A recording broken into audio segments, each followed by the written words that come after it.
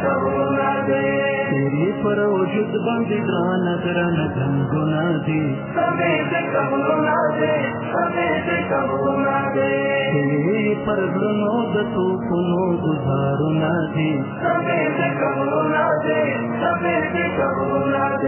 भले पर सिन बांध कर ओ सलामुना दे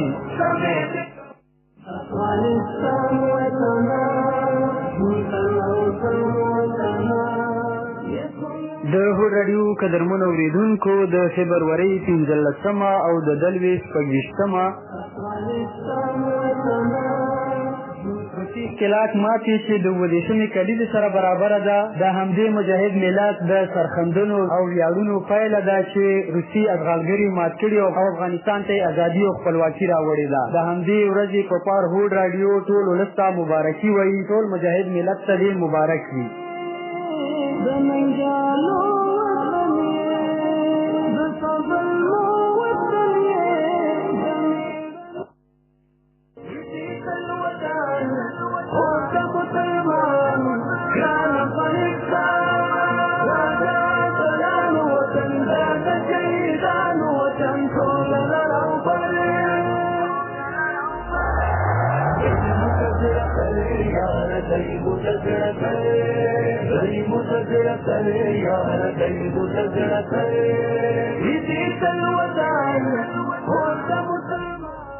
السلام علیکم د هوډ راډیو درنو اورېدونکو ستړي مه شئ ښه راغلی نن د فبرورۍ 15مه او د 2000 د میاشتې 26مه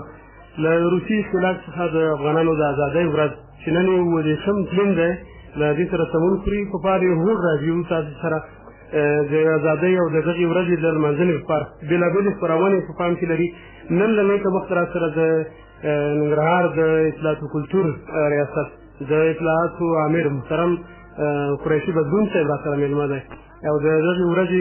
په اړه سره غږېږي د ملت په قربانیو او د زموږ ملت په زحمتو په هر هیڅ ډول د دغه جهاد په اړه تاسو ته معلومات درکړي بدلون صاحب ستړي مه شئ ښه راغلی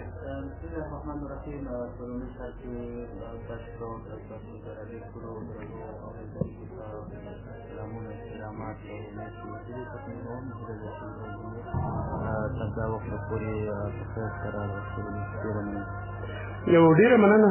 خیر ویسئ لومړی دې بدلون صاحب دغه ورځ مبارک شي اتلولي خپلواکي ازادي دې مبارک شي تاسو ته او ټول ملت ته ډېره زیاته مننه یقینا ډېره د ویاړ ډکه ورځ ده چې د دغې ورځې په هغه ارزښت باندې همدارکن ته د دغې ورځې په اهمیت باندې څومره خبرې وکړو کمې به یې یقینا ډېره یو د ویاړ ډکه ورځ ده او زمونږ هغه د سرښندنو د قربانۍ او د نتیجې ورځ ده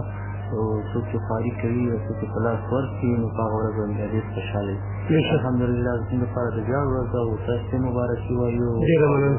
ننګرهار او ولایت ټولو قومونو ته او د دې ټولنې ټولو ځوانانو ته سپین ته علماو ته ټولو ته مبارکي وایو ډېر خوشحاله وي الله پاک دې دا ورځ نیک مبارک کړي او الله پاک دې موږ ته دغسې امتحانات او دغسې ازموینې ته بیا نه ورولي امین امین ډېره مننه کور ودان بدلون صاحب محترم پیل به له دې نه وکړو که نه که څه هم موضوعات ډېر دي هسې مونږ ته فکر راولوېږي مونږ په تاریخ کې یوه ورځ لرو وایي چې نن مونږ امریکایان شړلي بله ورځ بیا داسې ورځ مونږ لمانځو چې مونږ برېټانیا شړلې بله ورځ مو روس شړلی بله ورځ مو بل شړلی داسې د حیرانتیا خبره ده چې اخر مونږ کړي څه دي ولې د نړۍ هر سره ور راځي دلته په مونږ باندې قبضه کوي مونږ په شا پسې یو ورځ هم ورنه راغلو کور ته نه مو د شاور ور وټکاوو نه د شا په حریم باندې ور داخل شو مونږ څه کړي اصل کې له کومه وخت نه چې الله جل جلاله دنیا پیدا کړې ده او د دې دنیا د پیدایښت سره سم چې کله دنیا ته انسانان را لېږلي وي له هغې نه وروسته تل که مونږ تاسې وګورو د حق او د باطل مقابلې شي یعنې په دنیا کې دوه ډلې خلک دي چې یو د حق ډله ده یو د باطل ډله ده نو که چېرته مونږ د آدم علیه السلام له وخت نه را ونیسو بیا وروسته د پیغمبر صلوات زمانې ته راسو د صحابو زمانې ته وروسته د تابعینو د تبع تابعینو د فقهاو مجتهدینو زمانې ته راسو نو هر وخت کې به مونږ تاسې وګورو چې د کفر او د اسلام مقابلې شوي دي. هغه که په اسیا کې دي، که په عربي جزیره کې دي، که په اروپا کې دي او که په نورې نړۍ کې دي. په هر وخت کې د دغه مقابلو، د دغه جنګونو او د دغه مبارزو اساس چې د هغه صرف عقیده ده، فکر ده او دینونه دي. یعنې د حق ډله کوشش کوي چې د دوی په دنیا باندې راج کړي، دوی د خپل دین خپور کړي، دوی د خپل عقیده او د خپل فکر وساتي. خو په مقابل کې بیا چې کومه باطله ډله ده یا کفار دي، هغوی کوشش کوي چې مسلمانان سره را محدود کړي، مسلمانان سره بې اتفاقه کړي، د مسلمانانو چې کومه هغه اساس دین ده هغه ورته تخریب کړي، یا یې د ځان غلامان وګرځي. نو اصل کې ستونزه او مشکل چې جوړ شوی دی له دغه یو ټکي نه جوړ ده چې د حق او د باطل ډلې په خپلو کې سره مقابله یي، همیشه چې د دنیا آباده وي، دا جګړې، دا بندیزونه، دا مشکلات به ورسره موجود وي. صحیح. او که دلته بیا له نورو ورهخوا په روس باندې وغږېږي، په هم زمونږ ګاونډي ملک دی، نو اوس وخت اسلامي امارت سره او اوسني حکومت سره ډېر ښه روابط پالي که نه. یعنې له دې ورهخوا چې موږ اوس وړاندې ازادي لمانځو یا دوی ته کوم شعار ورکوو یا ننګه وراشو، د دې مسایلو ورهخوا اوس یو ښه اړیکې جوړېږي. خو بیا هم روسانو یرغل مذهبي و، که دلته په سیمه کې نور څه مسایلو برټانیا سره یې ټکر غوښته، دوی ولې افغانستان ته مخه وکړه او په دومره لوی شمېر کې چې حتی دوی چې دلته مات شول اخوا ته چې نور اسیا هم د ګوتو ووته. اصل کې خو د روس موخه او هدف دا و، لکه څرنګه چې موږ تاسې معلومات لرو یا په هغه وخت کې له موږ تاسو ته ثابته شوله چې دوی د غربي نړۍ سره مقابله وکړي او تورې بحیرې ته ځان ورسوي او په هغې باندې په دا سیمه او بلخصوص د امریکا او د اروپا سره دوی په دغه برخو باندې خپل د واک لمن پراخه کړي او ځینې سیمې لاندې کړي. دوی د دې لپاره چې په دغه سیمه کې خپل نفوذ زیات کړي، دوی اراده وکړله چې د افغانستان او د پاکستان له لارې د کراچۍ سمندر ته ځان ورسوي او له هغې نه وروسته بیا مخکې لاړ شي. خو په هغه وخت کې لکه دوی چې دغه کوم تصمیم نیولی و یا د دوی چې دا کومه اراده وه، دلته په منځ کې چې کومه د افغانستان خاوره وه، د دوی نه چې غوښتل دغې خاورې نه تېر شي، د دې په عواقب باندې او د دې په اړه دوی هغومره معلومات د دغه قوم نه یا که دوی لرل یا نه لرل، خو دوی په دغه ځای کې اشتباه وکړله او د افغانستان لارې مستقیما اشغال کړله او دوی وغوښتل چې په دغه ځای کې پاتې شي او دې ځای نه د سیمه رهبري کړي. متاسفانه دا د روسانو یو غلط تصمیم و او دوی باید له هر څه نه مخکې د افغانستان خلک، د افغانستان جغرافیه او په مقابل د دې کې چې افغانان د یرغلونو سره څومره حساسیت لري یا مخکې ورسره څه تېر شوي، ځکه دې نه مخکې د انګریزانو سره مقابله شوې، هغه یو ځونی مثال روسیې ته پروت و، خو دوی هغه شیان ته ونه کتل، هغې له پاسه یې هم بیا هم په افغانستان باندې یرغل وکړو، د افغانستان خاورې نه دوی کوشش وکړو تېر شي، خو له هغې نه وروسته په افغانستان کې مقابله ورسره وشوله. حتی دا شو چې هغه کوم ځای چې دوی هدف و هغه هم له لاسه ووتو، په خپله کې چې د دوی کوم اتحادیه وه د شوروي اتحاد هېوادونه هغه هم له لاسه ووتل او روس دا د چې په نړۍ کې له لویې ماتې او لوی انزوا سره مخ. صحیح. ډېره مننه بدلون صاحب محترم. او که د دغه یرغل په لړ کې د افغانانو داسې طبعا تاسو په عمر کې مشران یاستئ او جهادي مطالعه به هم لرئ، تاریخي مطالعه به هم لرئ، څنګه افغانانو وکړی چې دومره زورور خلاف پر وړاندې مبارزه وکړي؟ کومې قربانۍ ورکړي او کوم اساس یې ورکړي؟ اصل کې خو الحمدلله افغانان چې د مسلمانان دي او زموږ عقیده او فکر او همدارقم په قرآني شهاداتو د پیغمبر صلوات وسلام سیرت چې دا ټول مطالعه کړو، د مسلمان عقیده او فکر دا وي چې په خپل هېواد کې اشغال نه مني، په خپل هېواد کې هغه خلک چې هغه اشغالګر وي یا کفار دي یا بالفکر د زموږ د عقیدې سره، زموږ د اصولو سره، زموږ د ټولنې سره په ټکر کې وي، هغه خلکو مقابله کې افغانان تل درېدلي دي. زموږ د دې مبارزې لومړی اساس هغه عقیده او فکر و. زموږ د عقیده او فکر دا چې اشغال خپل وطن کې نه منو او په دې کې د اسلامي تاریخ ته موږ وګورو ثابته شوې هم ده چې تل مسلمانانو له کفارو سره مقابله کړې. نو په دې اساس باندې چې موږ مسلمانانو مکلف یو چې د خپل دین، د خپل خاورې، د خپلې عقیدې حفاظت وکړو. نو دغه اساس په کتو باندې موږ د روسانو سره مقابله وکړله او له هغې نه وروسته چې څومره قرباني ورکول شوي چې څومره تکالیف تېر شوي صرف په دې اساس باندې شوي چې دا زموږ ایماني مسؤلیت و باید موږ دا کار کړی وای ځکه چې موږ مسلمانان یو او مسلمانان هېڅکله خپل هېواد او خپله خاوره چاته نه پرېږدي نو په دغه اساس باندې او په دغه عقیده باندې دلته جهاد وشو دلته مبارزه وشوه او دلته دا قرباني ورکول شي نو دغه مفکوره او فکر و چې افغانان دې ته وهڅول تر څو پورې له روسانو سره مقابله وشي ډېر د سرلوړي افغانستان په هیله څومره تلفات مو ولیدل بدلون ته انساني تلفات خو تر ټولو نه لوی تاوان چې افغانستان وکړ چې تقریبا تر 2 میلیونو پورې انسانان څه شهیدان شول څه زنداني شول څه ټپیان شول او څه معیوبین شول څومره بدبختي چې افغانستان ته راغلل د افغانستان جغرافیه او لیس پولیس باندې بمونه وګرځېدله مینونه وګرځېدل شپنه موږ تاسې ټولو تر اوسه پورې زموږ افغانان قرباني ورکوي او وخت ناوخت خبرونه ګورو چې په لرو پرتو ساحو کې هماغه د وروسته وخت چې څومره بمونه استعمال شوي دي اوس هم اوس هم ناڅاودي مرمۍ شته په لویه کې افغانستان په ټولو برخو کې زموږ آبادي د افغانستان تقریبا 80% څومره آبادي وه د لویو ښارونو هغه ورسره له منځه لاړله افغانان تقریبا په عموم کې ووایم چې 80 سلنه افغانان د خپلو کورونو پرېښودو ته مهاجرت یې وکړ نورو هېوادونو ته لاړو اوس موږ تاسې په مهاجرینو وضعیت ګورو دا ټول تکالیف او مشکلات د هماغه وخت سره پیدا شول زمونږ کرنه زمونږ مالداري زمونږ اقتصاد زمونږ چې څومره برخې وي په ټولو برخې زیانمنې شولې او روسانو په افغانستان کې داسې ماینونه او داسې بمونه استعمال کړل چې د نړۍ په تاریخ کې کمساري وو یا مخکې نه وو استعمال کړي نو افغانستان په عموم کې ډېر زیان ولیده خلک یې له لاسه ورکړل اقتصاد یې له لاسه ورکړ او په عموم کې څومره بدبختۍ دي چې تر اوسه پورې زموږ په ټولنه کې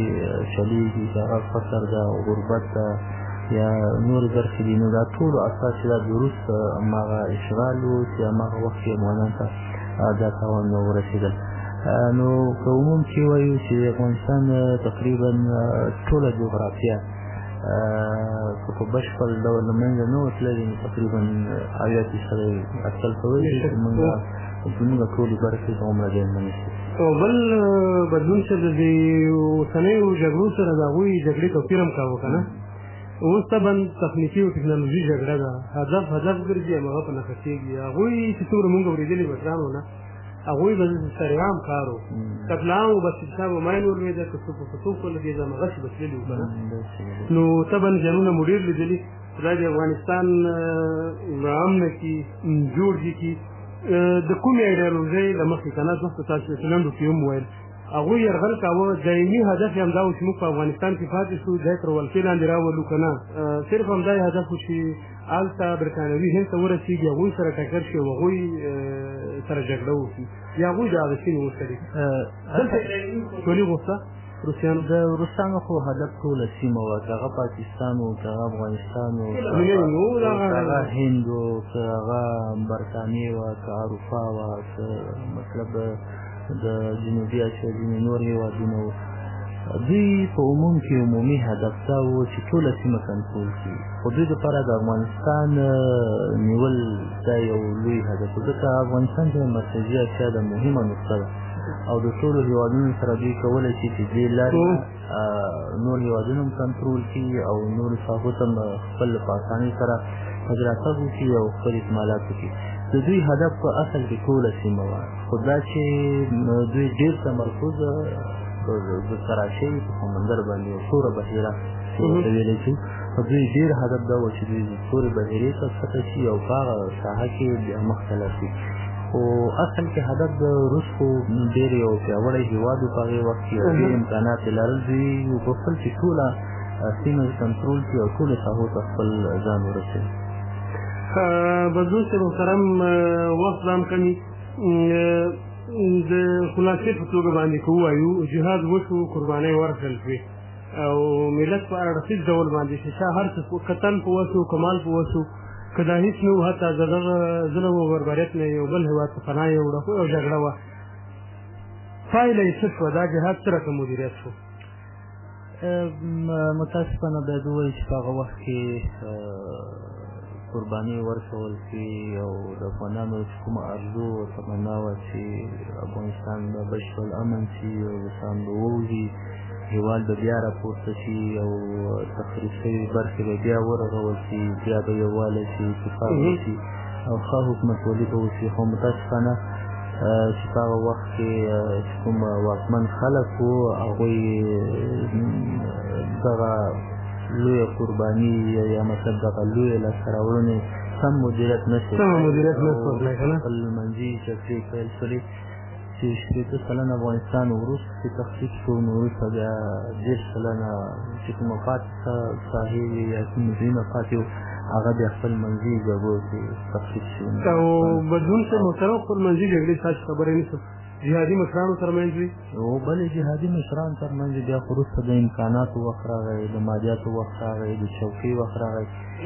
نایم د ویش وخت راغی او دا ټولو مالیات په نظر کې ونیول شول نو هر سړي کوشش کو چې یو څه امتیاز ځان دپاره ولري ځکه هر چا به ویل چې ما قرباني ورکړې ما تکلیف تېر کړی ما زحمت وکړی نو هر چا یو څه غوښتل نو دې دپاره د چې منځلاری توافق ونه شو دوو ګوندونو ترمنځ نو متاسفانه جګړې شروع شولې او بیا افغانان په هغې جګړې کې ډېر زیات او بدلون صاحب محترم روسان په کوم شرط باندې ووتل دوی ماتې ومنله دوی د کوم تړون له مخې ووتل خپله سازولي هغه روابط وړي چې بیا پرېښودې د افغانستان سره په هغه خیانت کې که نه مطلق ووتل افغانستان خو د په هغې وخت کې د روس سره ډېرې ژورې اړیکې درلودې په هغې وخت کې که موږ تاسو تاریخ وګورو ډاکټر نجیب الله په حکمرانۍ کې ډېر هغې نه مخکې چې کوم حکمرانان تېر کړي ډاکټر نجیب بیا راغلی نو دوی ټول کوشش کاوه چې د روس سره د دوی روابط ښه وي او روس هم کوشش کاوه چې افغانستان کې باید داسې څوک واکمن وي چې دوی سره کم از کم هغه اړیکې وساتي او هغه کوم ډار او صرف چې دوی له افغانستان نه لري هغوی بس دوی نه اطمیناني وکړي ځکه چې دوی افغانستان سره اوس تاجکستان او ازبکستان دغه هېوادونه دي همېشه دوی ورسره پوله لري او سرحد لري نو په هغې وخت کې د روسانو کوشش او هڅه دا وه چې دلته دوی روابط او اړیکې وي خو کله چې دوی په افغانستان باندې یرغل وکړ په افغانستان ته راغلل او دلته جنګ وکړ په هغه وخت کې روس چې دا ماتې وخوړل ووتل دوی په خپله خوښه خو د دوی خوښه اراده خو دا وه چې سیمه کنټرول کړي دنیا ونیسي خو مګرم چې کله دلته جهاد ورسره وکړو نو دوی ماتې وخوړله او په ماتې په مطلب ټیټې سترګې له افغانستان څخه لاړل تر څو پورې دوی پوه شول چې موږ نور دلته پاتې کېدلی نه شو مصارف نه شو پوره کوی جنګ او مقابله نه شو کوی نو په هغه وخت کې دوی چې افغانستان نه تللي دي نو د ماتې په شکل باندې لاندې صحیح ډېره مننه بدلون صاحب او که داسې ووایو چې اوس حالت کې یعنې یا خو تېر خو تېرو تاریخ ته د تاریخ هره پاڼه ورکه شی اوړي زمونږ دپاره نړۍ دپاره بشر دپاره یو درس دی چې مونږ له تېر تاریخه څه اخلو داسې به مونږ نه کوو چې یو شا سره مو کلیوالي اصطلاح مو وویل اندای باندای راغی او دا تر قیامته پورې غځو که نه نو هغه سیاسي او مقوله مونږ وایو ایډیا ده چې هېڅ دښمن هر وخت ستا دښمن نه دی سیاست کې او هېڅ دوست هر وخت ستا دوست نه دی مطلب شرایطو ته او ذات په کتو دغه څه بدلېږي را بدلېږي نن روسیا سره که موږ هغه مسایل شاته وغورځوو په کوم حالت کې یو خپلې اړیکې څنګه ورسره ارزوو ملکسانه ستا یادونه وکړه په سیاست کې همیشه دښمن او همیشه دوست نه او په اوس وخت کې روس او د سیمې نور هېوادونه په دې باندې پوه شوي چې افغانستان سره باید ډیپلوماتیکه لاره غوره شي په دوی باندې جنګ فشار او همدارقم په تحریمونو او بندیزونه کومه نتیجه نه ورکوي افغانانو ثابته کړې ده په اوسني اثر کې د روس اړیکې د افغانستان سره ډېرې ښې دي او څنګه چې وګورو وزیر څومره موضوعات چې د افغانستان چې څومره موضوعات دي دوی ټول کوشش کړی ده چې د ډیپلوماتیکو لارو د خبرو له لارو د ناستې او تفاهم له لارې ستونزې او مشکلات حل کړي نو په اوس وخت کې افغانستان او روس څخه موقف دي او یو د بل طرف ټولې خبرې د سفارتونو له لارې د سیاسي استازولۍ له لارې پراخه برخه کې تجارت چې په دې شیانو کې رانغښتي هغه څه چې سوي دي په هغې باندې روس هم پښېمانه روس را درکړې وه چې مونږ اشتباه وکړه یو آزاد او خپلواک هېواد هم سره خاورې سرمایه هم ختمه کړه انسانان هم ورته ووژل او ټولې بدبختۍ هم ورته راوړې نو روس هم دا اوس منلې ده چې مونږ هغه وخت اشتباه کړې ده پوه شوي نه یو او اوس وخت چې ده چې هماغه اشتباه جبران کړو هماغه جبران کړو هماغه تکالیف چې افغانانو ته ورکړي وي ځکه جبران شي د افغانانو سره کار وشي تر څو پورې آینده دپاره بیا داسې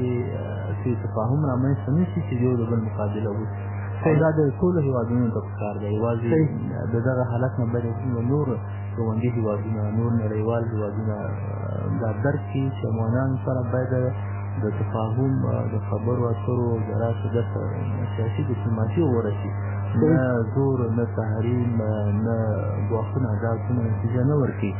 نو په اوس وخت کې زمونږ او د روسانو ترمنځ اړیکې عادي دي او هغه کومې مشکلات چې دي کومې ستونزې چې دي کومې غوښتنې دي نظرونه د هغه سره تبادله کېږي فضا د فضا کې د دوی استازي هم افغانستان ته سفرونه کوي او زمونږ حکومت هم تاسې لورې وخت خبرونه راځي چې روسیې ته ځي او سره کښېني ناستې مجالس کې نو اوس وخت انشاءالله اړیکې بیخي عادي شوي دي او ښه لور ته روانې دي او اوس خو دا د روس او افغانستان په رسمیت هم پېژندلې ده یوه بله ښه خبره ده بلکل بلکل بدلون چې محترم د خپرونې وخت هم پای ته رسېږي نو خوښ شو چې تاسې په داسې موقع باندې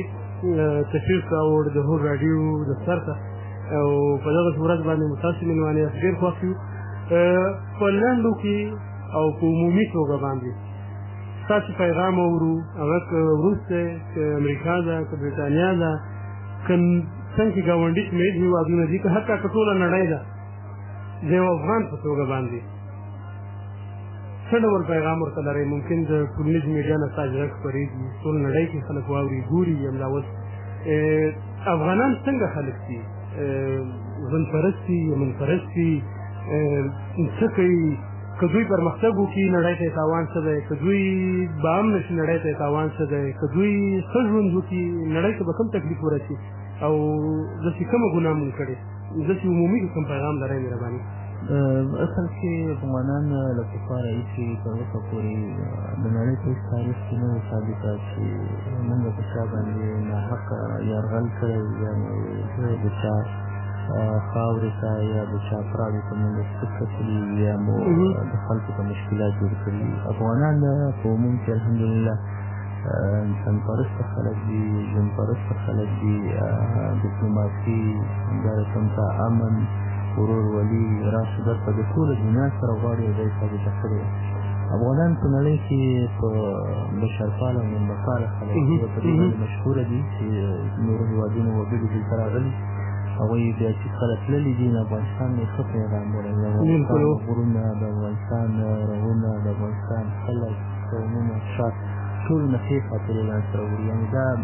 چې دې خلک هغه بهراني سیلانیان افغانستان ته راغلي هغه تعقیب چې خپله ورته ثابتېږي نو په عموم کې زمونږ پیغام ټولې دنیا ته او ټولو خلکو ته دا ده چې مونږ جنجالونه او مشکلات نه جوړوو په سیمه کې نړۍ مونږ د امن ژوند غواړو د ورورګلۍ ژوند غواړو د تفاهم ژوند غواړو او د مشکلاتو حل لپاره باید په ګډه کار وشي شاید ستونزې به موجودې وي کیلې به موجودې وي فاصلې به موجودې وي خو دا ټول باید د خبرو له لارې حل شي دویم پیغام مې د افغانانو ته اوسه چې دا مهال هوډ راډیو اوري هغوی ته دا دی چې راځئ مونږ او تاسې په خپله ځان سره فکر وکړو چې هغه کومې لارې چارې دي چې په هغې باندې زمونږ ټولنه پرمختګ کولی شي په هغې باندې افغانستان له ستونزو او مشکلاتو نه خلاصېدلی شي او په هغې باندې زمونږ نړۍ سره وصل کېدلی شي په هغو لارو چارو باندې فکر وکړو او هغه څه چې هغه فاصلې ایجادي او هغه مونږ لا نور شاته پاتې شي هغه مشکلات ایجادي هغې نه باید له لاسه سر شي د تعلیم او د پرمختګ لاره غوره کړو د اقتصاد او د ورورولۍ لاره غوره کړو یو بل ته د احترام قایله اوسو یو بل ته لاس ورکړو اتفاق وکړو یووالی راولو او هغه اوليتونه درک کړو چې کوم څه زموږ د ژوند لپاره مهم دي لومړیتوب لري هغه کارونه وکړو په عباسیاتو کې مطلب په نورې نن سبا د سوشل دنیا ده او ډېر خلک ټولنیزې رسنۍ ډېرې تاسو دوی په دې کې ډېر وخت مصرفوي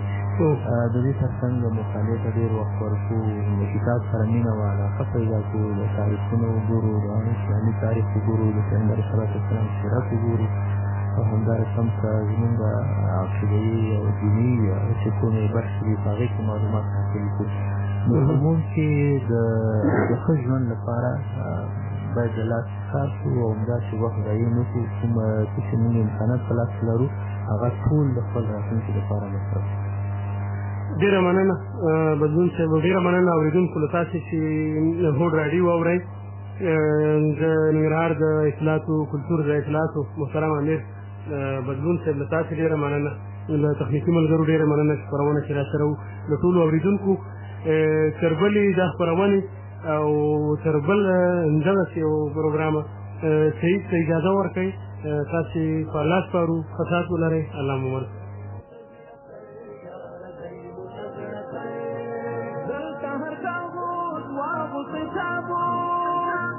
هر یو انقلاب دی تجې ثبوت، هر یو انقلاب دی تجې ثبوت، کړه د فرعونانې نذکر، کړه د باطلانې نذکر، زور لري هم سر